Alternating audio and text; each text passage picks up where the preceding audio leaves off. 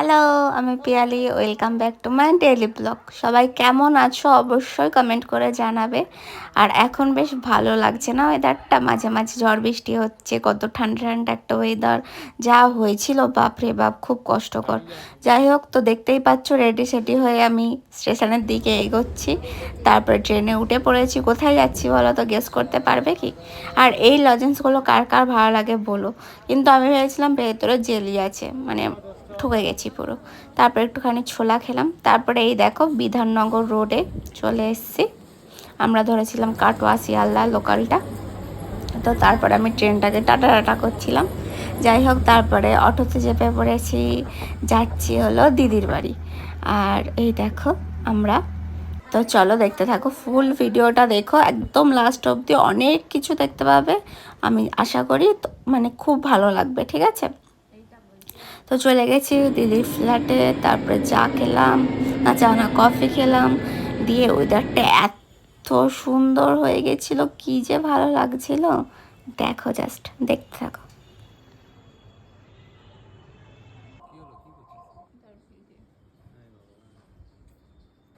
তো আমরা তারপরে একটুখানি বসে এই দেখো খ্যাপামা করছিলাম, টিভি দেখছিলাম। তারপরে ডিনারে কত কিছু খাবার চলে এসছে, লুচি, সিমুয়ের পায়েস, ভেন্ডি ভাজা, পনির, মানে এত খাওয়াচ্ছে দিদি যাওয়ার পর থেকে অবস্থা খারাপ। আরও পুরো ভিডিওটা দেখতে, মানে দেখতে থাকো, আরও অনেক খাবার দেখতে পাবে। তো চলো দেখতে থাকো।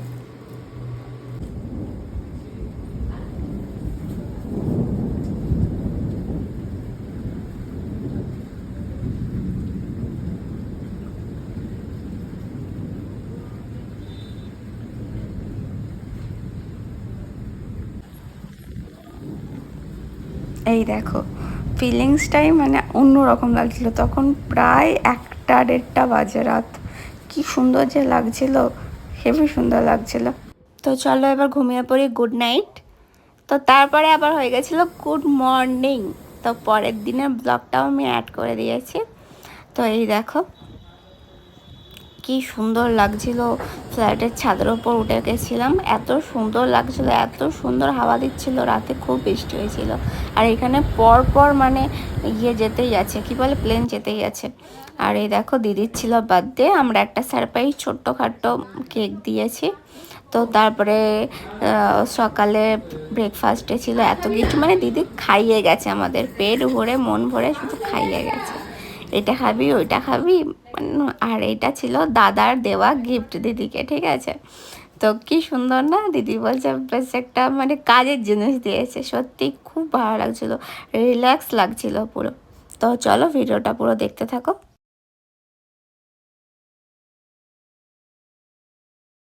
তো আমি আর কি করবো, একটু রিলস বানাচ্ছিলাম। দিদি বলছে তুই রিলস বানা, ভিডিও কর, ফটো তোল, এইসবই করছিলাম। তো তারপরে দিদি বানাচ্ছিল বিরিয়ানি। তো চালটা ফার্স্টে দেখো ভিজিয়ে রেখেছিল, দিয়ে পেঁয়াজগুলো চপ করে নিচ্ছিল। আর বিরিয়ানির মানে আমি ফার্স্ট টাইম এরকম বিরিয়ানি বানাতে দেখলাম সামনে থেকে, আমার খুব ভালো লাগছিল। আর এত সুন্দর খেতে হয়েছিল, পুরো ভিডিওটা দেখো। কুককে দেখাতে হবে না। তো এখানে লঙ্কা, আদা, রসুনের পেস্ট হয়েছিল। দিয়ে পেরেস্তাটা ভালো করে দিদি ভেজে নিচ্ছিল লাল লাল করে। এই দেখো দেখতেই পাচ্ছ, ঠিক এইভাবে ভাজতে হবে। তারপরে কি কি লাগছে একটু দেখে নাও। গুঁড়ো মশলা ছিল, দারচিনি, লবঙ্গ, এলাচ, তারপরে তেজপাতা, এখানে দই ছিল, এখানে কেশর ভেজানো দুধ ছিল। আর এখানে ছিল ওই পেস্টটা যেটা বললাম, এখানে কিছু গুঁড়ো মশলা ছিল, লবণ, হলুদ, লঙ্কার গুঁড়ো, আর কেওড়ার জল ছিল। আর ছিল আলু, ছিল লেবু, ছিল একটুখানি। আর কিভাবে ম্যারিনেটটা করা হচ্ছে দেখতে থাকো। আমার আর কিছু মনে পড়ছে না দেওয়ার জন্য।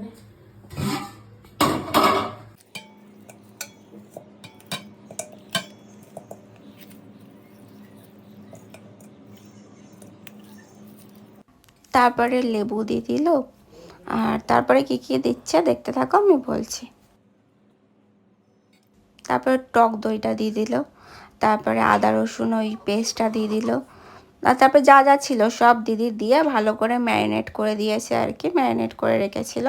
আর এখানে গুঁড়োগুলো, যে মশলার গুঁড়োগুলো ছিল, আর তারপরে বিরিয়ানি মশলা মনে হয় দিচ্ছিলো এটা, আর তারপরে তো ওই লবঙ্গ, এলাচ, দারুচিনি, তেজপাতা, তারপরে বেরেস্তাটা একটুখানি আগে দিয়ে দিয়েছিল, তারপরে আবার হওয়ার পরেও দিয়েছিল, পুরোটা দেখো। আর তো ভালো করে মানে এত সুন্দর ম্যারিনেট করে রাখছিল, তো এইভাবেই করতে থাকবে, খুব সুন্দর হবে। তারপরে উপর থেকে একটু সর্ষের তেল, না সাদা তেল দিয়েছি, তারপরে একটু ঘি দিয়েছিল, ঘিয়েতেই মানে বিরিয়ানিটা বেশিরভাগ করেছিল, তেল অত লাগেনি, ঘিতেই মানে করেছে। এত সুন্দর খেতে হয়েছিল। দিয়ে একটুখানি হলুদ দিল, আলুগুলো দিয়ে দিল, দিয়ে হাঁড়িটা বসিয়ে দিল কুক হওয়ার জন্য। তারপরে পাশে আর একটা পাত্রতে গরম জল দিয়ে, লবণ দিয়ে আর একটু তেল দিয়ে চালটা বসিয়ে দিয়েছিল আর কি কুক হওয়ার জন্য। চালটা 50 থেকে 60% কুক হতে হবে। তারপরে এই যে রাইসগুলো দিয়ে দিচ্ছিল ওপর থেকে সাজিয়ে সাজিয়ে, আর তারপরে বেরেস্তাগুলো দিয়ে দেবে। পুরো ভিডিওটা দেখো, দেখতে পাবে। এই দেখো রাইসটা পুরোটা দেওয়ার পর বেরেস্তাটাও দিয়ে দিয়েছিল। দেখো বেরেস্তাগুলো এইভাবে ঠিক ভাজবে, তাহলে খেতে আরও ভালো লাগবে। তারপরে কেওড়ার জল দিয়ে দিল, তারপরে কেশর যেন দুধটা দিয়ে দিল। এই দেখো দেখতেই পাচ্ছ, মানে খুব ইজি পদ্ধতিতে টেস্টি মানে বিরিয়ানি বানাতে পারবে। তো চলো দেখতে থাকো।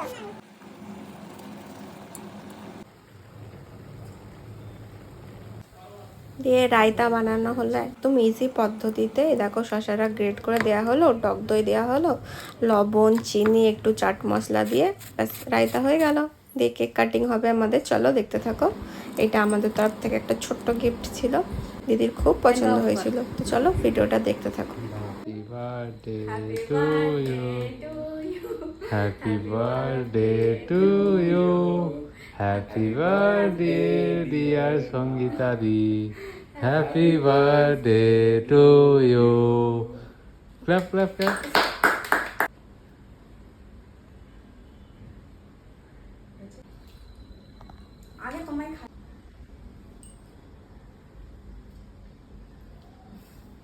পুরোটাই খাই দিল। তুই কি খাওয়াবি? যা, যার জন্মদিন সে তাকে কোথায় দেবে?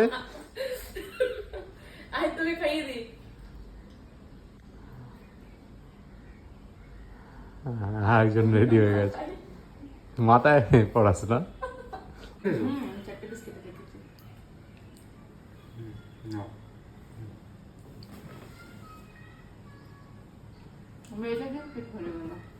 আমি লাগিয়ে দে, এগুলো আছে মাথায় লাগিয়ে হয়েছে। বাবু তুই লাগাবি?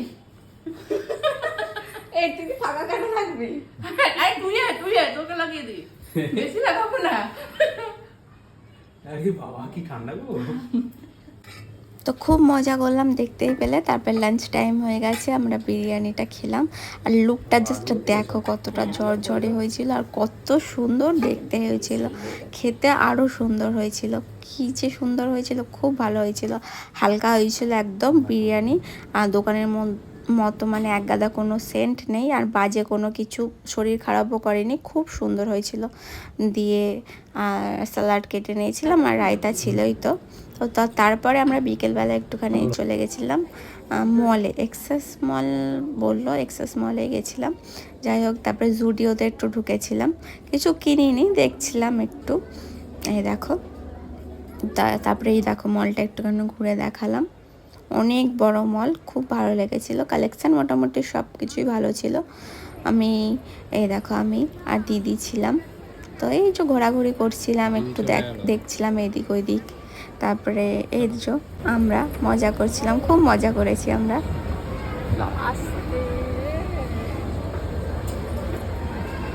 দিদি পেছন দিকে। তারপরে আবার বাড়িতে এসে একটু ফিশ ফ্রাই খেলাম। এই দেখো দিদি নিয়ে এসেছিলো, ফিশ ফ্রাই খেলাম। বললো কি খাবি, আমি ফিশ ফ্রাই খেলাম। তো পরের দিন আমরা বাড়ি চলে এলাম। চলো টাটা, সবাই ভালো থেকো, সুস্থ থেকো, টাটা।